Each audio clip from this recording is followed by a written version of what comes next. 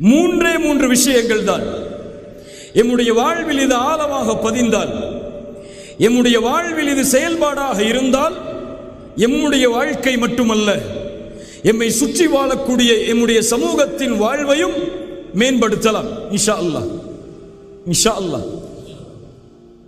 முதலாவது விஷயம், நான் உணர்ந்து கொள்ள வேண்டும், நீங்கள் உணர்ந்து கொள்ள வேண்டும், நான் ஏன் படைக்கப்பட்டேன், நான் ஏன் பிறந்தேன், நான் ஏன் வாழ்கிறேன், எதற்காக அல்லாஹ் என்னை படைக்க வேண்டும். ஒரு மனிதனாக, ஒரு அழகுள்ள படைப்பாக, சிந்தனை உள்ள படைப்பாக, எதையும் செய்வதற்கு ஆற்றல் உள்ள படைப்பாக அல்லாஹ் ஏன் என்னை படைக்க வேண்டும்? என் வாழ்வின் குறிக்கோள் என்ன? என் வாழ்வில் லட்சியம் என்ன? எதை நோக்கி என் பயணம் இருக்கிறது? எதற்காக வாழ்ந்தேன்? எதற்காக வாழ்ந்து கொண்டிருக்கிறேன்? எதை நோக்கி சென்று கொண்டிருக்கிறேன்? இந்த கேள்விக்கெல்லாம் நம்முடைய வாழ்வில் பதில் தெரிந்தால் நம்முடைய வாழ்க்கை இப்போது இருப்பது போன்று இருந்திருக்காது. நாம் இப்போது கல்லூரிகளை படிக்கிறோம், முன்னால் பள்ளிக்கூடத்திலே படித்தோம், அதற்கு முன்னால் நம்முடைய வீட்டில் குழந்தையாக இருந்தோம், பள்ளி படிப்பை முடித்தோம், கல்லூரி படிப்பு. இதற்கு பிறகு ஒரு நிறுவனத்தில் வேலை செய்வோம் அல்லது ஒரு தொழிலை தொடங்குவோம், சம்பாதிப்போம். அதற்கு பிறகு திருமணம் செய்வோம், அதற்கு பிறகு குழந்தை பிறப்போம், அதற்கு பிறகு ஒரு வீட்டை வாங்குவோம், அந்த வீட்டில் நம்முடைய குடும்பத்தோடு வசிப்போம்.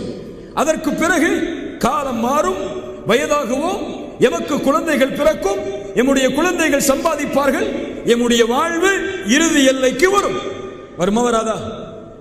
வருமா வராதா? எல்லாரும் இப்படி இருக்கிற மாதிரி இருந்துட முடியுமா? முடியாது.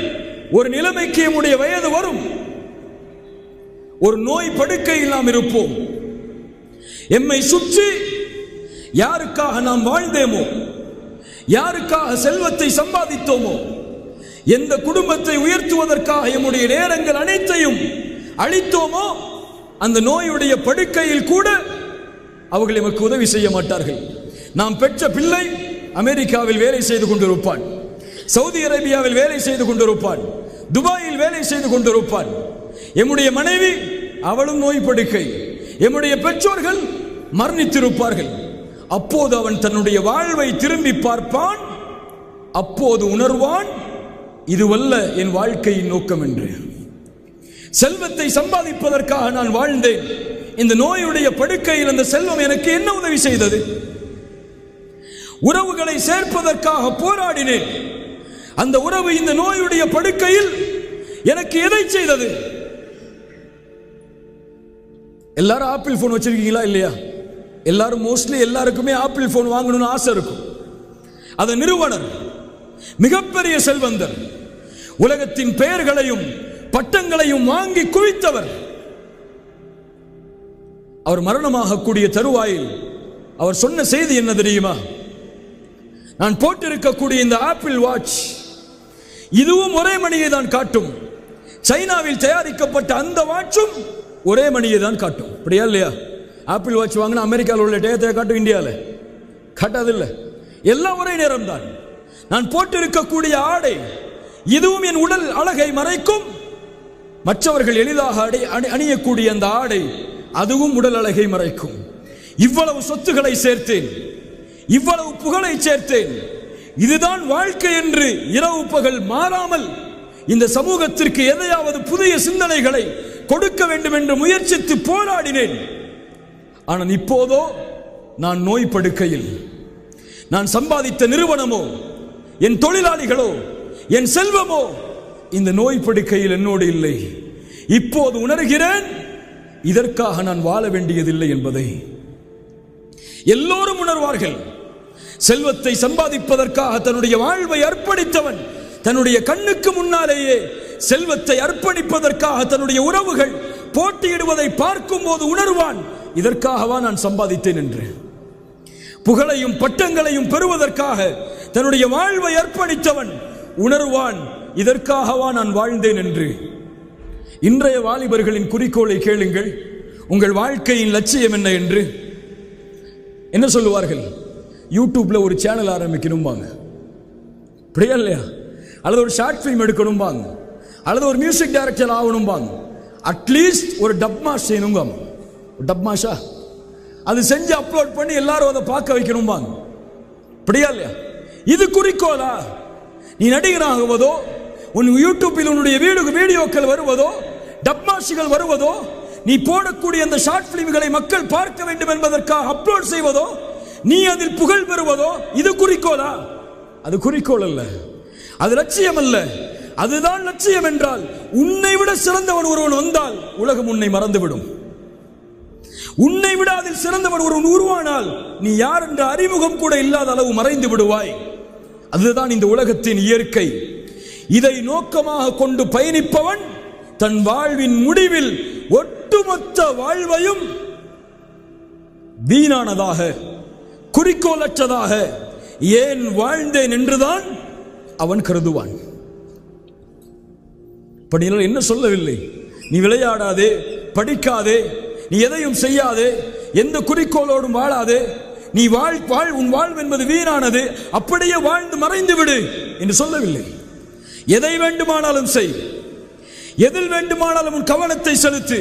நீ பார்க்க வேண்டிய பார்வை அதில் என் படைத்த இறைவனின் அனுமதி இருக்கிறதா, என் ரசூலின் அனுமதி இருக்கிறதா?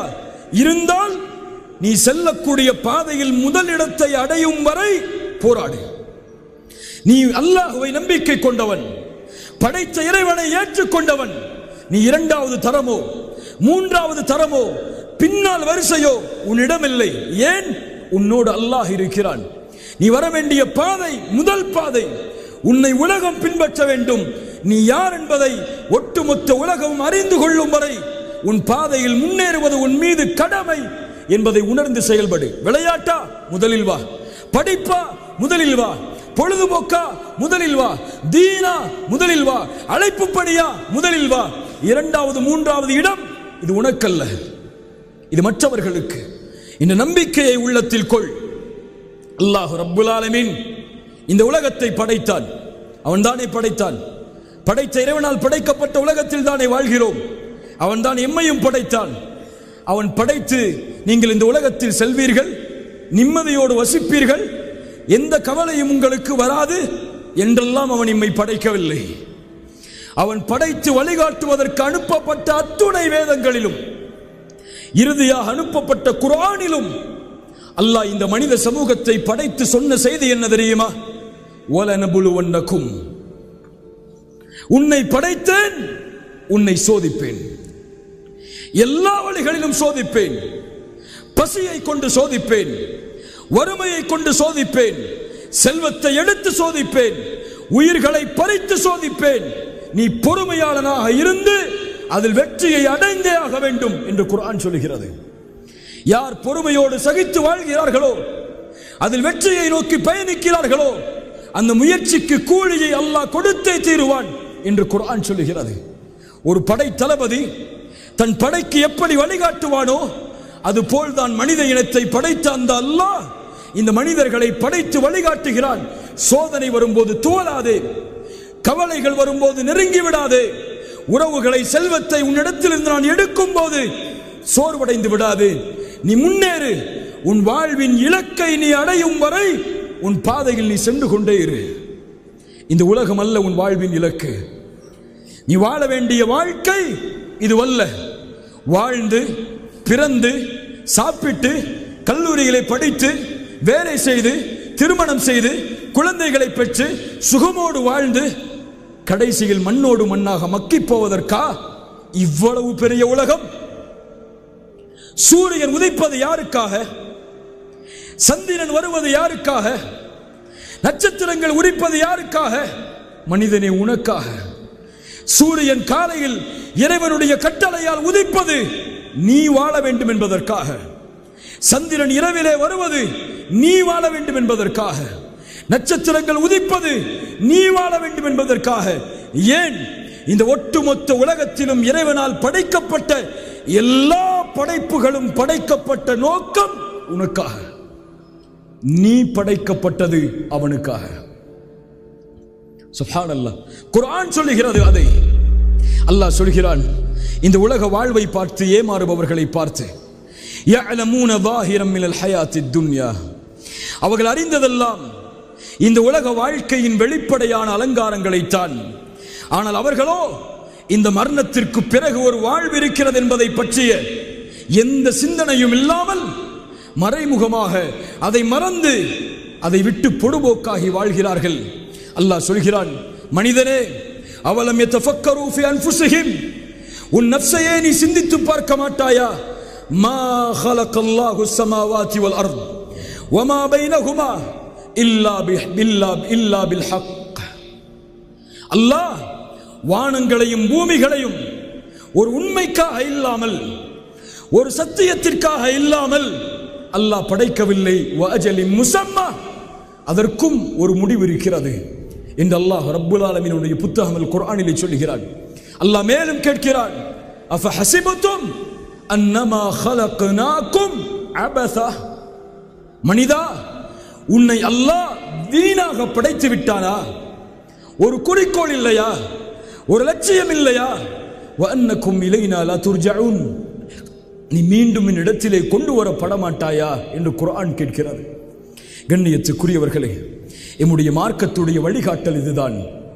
நாம் வாழ்வது படைத்த இறைவனுக்காக, நாம் மரணிக்க போவது படைத்த இறைவனுக்காக.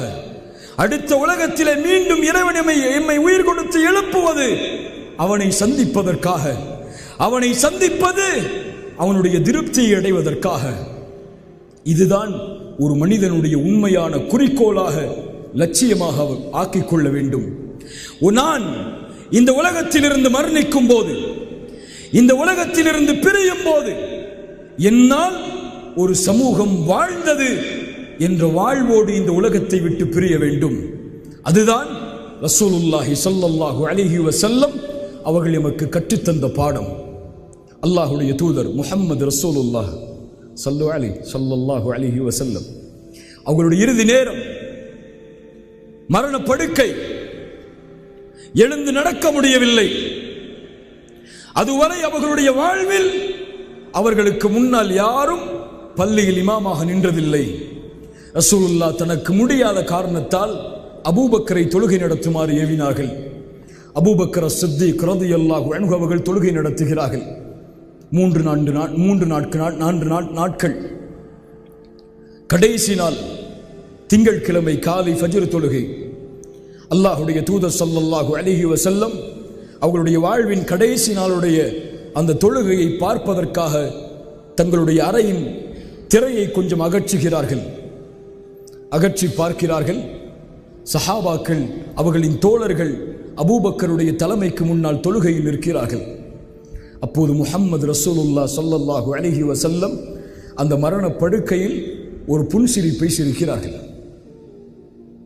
ஹதீஸ் கலையில் விரிவுரை செய்யக்கூடிய அறிஞர்கள் அந்த சிரிப்புக்கு விரிவுரை எழுதுகிறார்கள். ஏன் அல்லாஹ்வுடைய தூதர் சிரித்தார்கள்? மரண படுக்கை, மரணமாக கூடிய நாள், ஒட்டுமொத்த சமூகத்தையும் விட்டு பிரியக்கூடிய அந்த நாள், ஏன் முஹம்மது ரசூலுல்லாஹ் மரணப்படுக்கையில் சிரித்தார்கள்? அந்த சிரிப்பின் அர்த்தம் என்ன தெரியுமா? என் தூதரின் மகிழ்ச்சியின் அந்த அர்த்தம் என்ன தெரியுமா? தன் வாழ்வின் பொழுது தான் இல்லாமலும் தன் கட்டளைக்காக இன்னொருவரை தலைமை தாங்கி ரப்புக்கு முன்னால் நிற்கக்கூடிய ஒரு சமூகத்தை, அல்லாஹ்வுடைய மார்க்கத்திற்காக தன் வாழ்வை அர்ப்பணிக்கக்கூடிய சமூகத்தை உருவாக்கி விட்டேன் என்ற மகிழ்ச்சியின் ஆனந்தம் இது. என் ரசூல் எமக்கு பாடம் இல்லையா? என் மரணமாகும் போது நான் எதை கொண்டு மகிழ்ச்சி அடைவேன்? நான் சம்பாதித்த செல்வத்தை கொண்டா அது எனக்கு என்ன பலனை தரும்? நான் வாங்கிய பட்டத்தை கொண்டா, டாக்டர், இன்ஜினியர், MBA என்ற பட்டங்களை கொண்டா அது மரணத்தின் போது எனக்கு எதை தரும்? மையத் என்ற பெயரை தவிர. என் குழந்தைகள், உறவுகளா 3 நாட்கள் அழுவார்களா? மனைவியாக இருந்தால் இத்தாவுடைய காலம் வரை என்னை நினைப்பாளா? அதற்கு பிறகு வயது இருந்தால் அவளும் அல்லாஹ்வுடைய மார்க்கத்தின் அனுமதிப்படி வேறொருவரை திருமணம் செய்து வாழ்ந்து விடுவாள். என் குழந்தை அவனுடைய வாழ்க்கையை தேடி ஓடிவிடுவான். எதை இந்த உலகத்திலே நான் கொண்டு போகப் போகிறேன்? நான் மரணிக்கக்கூடிய தருவாயில் நான் இந்த உலகத்திலே சாதித்தது எது? எதை இந்த மக்களுக்கு செய்தேன், எதை என் சமூகத்திற்கு செய்தேன், எதை என்னை சுற்றி இருக்கக்கூடியவர்களுக்கு செய்தேன், என் வாழ்வாள் வாழ்ந்தவன் யார்? இந்த கேள்வி எம்மை துரத்தினால் இது போதும் என் வாழ்க்கையின் வெற்றியை அடைவதற்கு. ரசூலுல்லாஹி ஸல்லல்லாஹு அலைஹி வஸல்லம் இப்னு உமர் ரலியல்லாஹு அன்ஹு அவர்களுடைய தோள்பட்டையை பிடித்து ஒரு முறை உலுக்குகிறார்கள். இப்னு உமர், கவனி, குன் ஃபித் துன்யா கன்னக கரீப் அவ் ஆபிரு சபீல். உமரின் மகனே, இந்த உலகத்திலே வாழ். ஒரு பாதை அறியாதவன் எப்படி வாழ்வானோ, ஒரு வழிப்போக்கன் எப்படி வாழ்வானோ, அது போன்ற வாழ்வில் என்ன புரிந்து கொள்ளக்கூடாது?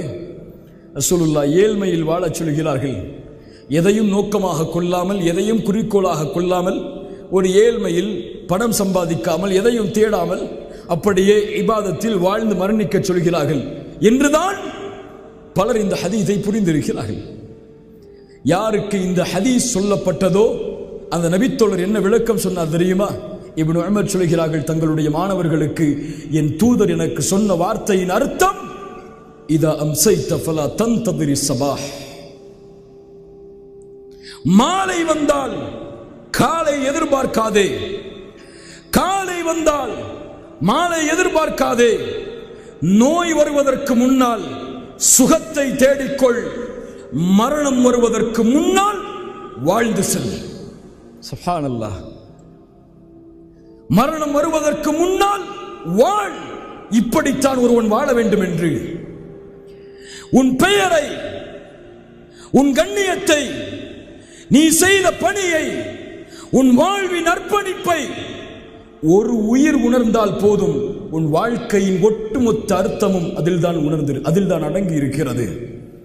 அப்படி வாழ்வில் வாழ்கிறேனா, அல்லது நோக்கம் இல்லாமல், குறிக்கோள் இல்லாமல், லட்சியம் இல்லாமல், எதையும் என் வாழ்வில் சுமக்காமல், கால் போன போக்கில், என் நண்பன் போன போக்கில், என்னை சுற்றி இருந்தவர்களுடைய போன போக்கில், இதுதான் என் வாழ்க்கையின் குறிக்கோளா? வாழ்வின் குறிக்கோளை முதலில் முடிவு செய்யுங்கள். அதுதான் உங்களுடைய வாழ்வின் நோக்கத்தை முடிவு செய்யும். இரண்டாவது, ஒரு மனிதன் வெற்றியுடைய வாழ்வை வாழ்வதற்கு, ஒரு வாலிபன் தன்னை தயார்படுத்துவதற்கு, இந்த உலகில் எதையும் அவன் சாதிப்பதற்கு, எல்லா துறையிலும் அவன் முன்னேறுவதற்கு, தன்னையும் தன் சமூகத்தையும் வெற்றியின் பாதையில் அழைத்துச் செல்வதற்கு, இரண்டாவது அவன் உள்ளத்திலே சுமக்க வேண்டிய மிக முக்கியமான குறிக்கோள், தன்னை படைத்த இறைவனோடு தொடர்பு கொள்ளுதல். யார் என்னை படைத்தானோ, யார் என் உயிருக்கு சொந்தக்காரனோ, யார் என் பேச்சுக்கு சொந்தக்காரனோ, யார் எனக்கு உணவை கொடுக்கிறானோ, யார் என் தாகத்திற்கு தண்ணீரை தருகிறானோ, என் குடும்பத்தை யார் உருவாக்கினானோ, நான் படிப்பதற்கு செல்வத்தை யார் உருவாக்கினானோ, இப்படிப்பட்ட சூழலில் என்னை யார் வாழ வைக்கிறானோ, அவன் யார், அவனோடு என் தொடர்பு என்ன? அவனை பிரிந்து வாழ்கிறேனா, அவனை சேர்த்து வாழ்கிறேனா? அவனுக்கு நான் யார் என்று தெரியுமா? அவன் என்னை நினைவு கூறுவானா? என்னை பார்த்து மகிழ்ச்சி அடைவானா? என்னை பார்த்து ஆனந்தம் அடைவானா? ஆம், படைத்த இறைவன் படைப்பை பார்த்து மகிழ்ச்சி அடைவான். படைத்த இறைவன் படைப்பை பார்த்து ஆனந்தம் அடைவான். எப்போது? அந்த படைப்பு தனக்கு கட்டுப்படும் போது, அந்த படைப்பு தனக்கு அடிபணிந்த படைப்பாக மாறும்போது. இங்கே என் வாழ்க்கையில் இறைவனுடைய கடமைகள், அவனை தொடர்பு படுத்துவதற்கு இருக்கக்கூடிய காரணிகள் என்னுடைய வாழ்வில் எங்கே? குறிப்பாக ஐன ஸலாஹ். முஸ்லிம்களே, என் வாலிபர்களே, உங்களுடைய செவிகளை கொஞ்சம் கொடுங்கள். தொழுகை என்ற கடமை உங்களுக்கு கடமை. கடமையா இல்லையா? கடமையா இல்லையா? கடமையா இல்லையா? தொழுகை விரும்பினால் தொழலாம், விரும்பவில்லை என்றால் தொழ வேண்டாம் என்று சொல்பவர்கள் உண்டா? உண்டா? தொழுகை கடமை. அதுவும் எப்படிப்பட்ட கடமை? தொழுதால் முஸ்லிம், தொழவில்லை என்றால் முஸ்லிம் அல்ல. ரசூலுல்லாஹ் சொன்னார்கள், அல்லாஹுல்லதி பைனனா வ பைனஹும் அஸ்ஸலாஹ். எமக்கும் மற்றவர்களுக்கும் இருக்கக்கூடிய உடன்படிக்கை தொழுகை. ஃபமன் தரக்க ஸலாஹ் ஃபக்கத் கஃபர், அவன் காஃபிராகிறான், தொழுகையை விடுபவன். அறிஞர்களிடத்தில் 2 கருத்து வேறுபாடுகள் உண்டு. ஒரு அறிஞர்களுடைய கூட்டம் தொழுகையை வேண்டுமென்றே விடுபவன் காஃபிர் என்று சொல்லுகிறது. இன்னொரு அறிஞர்களுடைய கூட்டம் தொழுகையை விடுவதை பாவம் என்று சொல்லுகிறது. பெரும்பாவத்தில் அவன் இட்டுச் செல்லும், அது அவனை குஃப்ரை நோக்கி அழைத்து செல்லும் என்று சொல்லுகிறது. இந்த கருத்து வேறுபாட்டுக்கெல்லாம் நான் போகவில்லை. ஆனால் எமக்கு முன்னால் வாழ்ந்த என் நபி தோழர்கள், நபியின் தோழர்கள், அவர்கள் தொழுகையை விடுபவருக்கு கொடுத்த மார்க்க தீர்ப்பு என்ன தெரியுமா? யாருடைய தலைமையில்?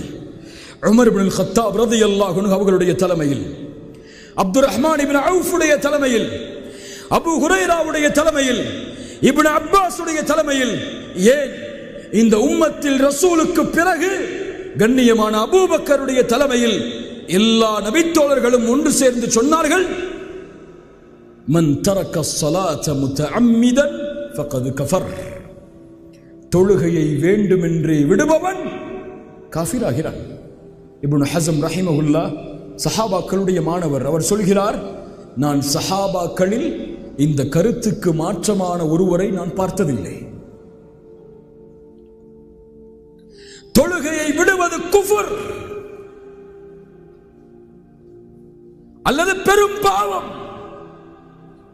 இன்னொரு அறிஞர்களுடைய கருத்தின்படி அது குஃபருக்கு தான் இட்டுச் செல்லும். ஃபஜ்ரை தொழாதவர்கள் எம்மில் உண்டு. இதே கல்லூரியில் 2 ஆண்டுகள் நான் படித்திருக்கிறேன். இமாமும் முஅத்தினும் 4 பேரும் நின்று தொழுத காட்சியெல்லாம் பார்த்திருக்கிறேன். 1000-1500 முஸ்லிம்கள் வாழக்கூடிய இந்த ஹாஸ்டலுடைய வளாகத்தில் ஜும்மாவுடைய தொழுகைக்கு இந்த பள்ளியில இடம் இருக்காது. அது மற்ற தொழுகையில் 2 சஃப்பை தாண்டாது. இந்த வயதிலேயே தொழுகையை பொடுபோக்காக கருதுபவர் ஒருபோதும் தன்னுடைய வாழ்வில் தொழுகையை உறுதியோடு கடைபிடிக்க மாட்டார். எஞ்சி இருக்கக்கூடிய வாழ்விலும் தொழுகையை பாதுகாப்பவன் நாளை மறுமையில் வெளிச்சத்தோடு வருவான், அல்லாஹ்வின் உதவியோடு வருவான். தொழுகையை பாதுகாக்காதவன் வெற்றியோடு வரமாட்டான்.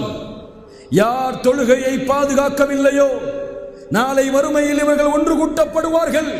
மஅ ஃபிர்அவுன வ காரூன வ உபய் இப்னு கலஃப். இவர்களெல்லாம் முஸ்லிம்களா? இவர்களெல்லாம் அல்லாஹ்வை நம்பிக்கை கொண்ட முஃமின்களா? தொழுகையை பாதுகாக்காதவன் ஃபிர்அவுனோடு, காரூனோடு, உபய் இப்னு கலஃப் போன்ற கொடிய முனாஃபிக்குகளோடு ஒன்று சேர்க்கப்படுவான். فخلف من بعدهم خلف أضاعوا الصلاة واتبعوا الشهوات فسوف يلقون غيا. குர்ஆன் சொல்லுகிறது, பின்னால் வரக்கூடிய மக்கள், ரசூலுக்கு, சஹாபாக்களுக்கு, அவர்களை பின்தொடர்ந்து வரக்கூடிய மக்களுடைய சமூகம் அதாஉ ஸலாஹ், தொழுகையை பாழாக்கும், வீணடிக்கும். தொழுகையை பாழாக்குதல் என்றால் தொழுகையை விடுவதை பற்றி இங்கே சொல்லவில்லை. இப்னு அப்பாஸ் ரலியல்லாஹு அன்ஹு அவர்கள் சொன்னார்கள், அதாஉ ஸலாஹ் என்றால் அஹ்ருஹா நஉகாதிஹா, தொழுகையை அதனுடைய நேரத்திலிருந்து தாமதப்படுத்துவார். என்ன அர்த்தம்? சூரியன் உதயமானதற்கு முன்னால் தொழக்கூடிய தொழுகை என்ன? எல்லாரும் சொல்லணும். என்ன தொழுகை? என்ன தொழுகை? துஹரா? என்ன தொழுகை? ஃபஜ்ர். நாம் எப்போது தொழுகிறோம்? எப்போது தொழுகிறோம்? சூரியன், பெரும்பாலான மக்கள் இல்ல மாஷா அல்லாஹ், சூரியன் உதயமானதற்கு பிறகு. பலர் எழுந்த அவசரத்தில் 9 மணி ஆனால் காலேஜில் அட்டெண்டன்ஸை க்ளோஸ் பண்ணுவாங்கன்னு ஓடுவோம். ஆனால் அல்லாஹு அக்பர் என்ற அழைப்பு விடுக்கப்பட்டால் உறங்குவோம். யா அல்லாஹ், எப்படி மாறிவிட்டோம் பாருங்கள். يعلمون ظاهرا من الحياة الدنيا, உலக வாழ்க்கையின் வெளிப்படை எமக்கு முக்கியமாக தெரிகிறது. மறுமையில் எம்மை வெற்றியடைய செய்யக்கூடிய தொழுகை பொடுபோக்காக தெரிகிறது. தொழுகையை விடுவதெல்லாம் 5-10 ரூபாயை தொலைத்தது போல் எமக்காகிவிட்டது. சினிமா தியேட்டர்களில் படம் பார்த்து கொண்டிருப்போம், தொழுகையின் நேரம் வரும், தொழுகையை தியாகம் செய்வோம் அதற்காக. ஸ்டேடியத்தில் உட்கார்ந்து கிரிக்கெட்டை, ஃபுட்பாலை பார்த்து கொண்டிருப்போம், தொழுகையின் நேரம் வரும், தொழுகையை தியாகம் செய்வோம் அதற்காக.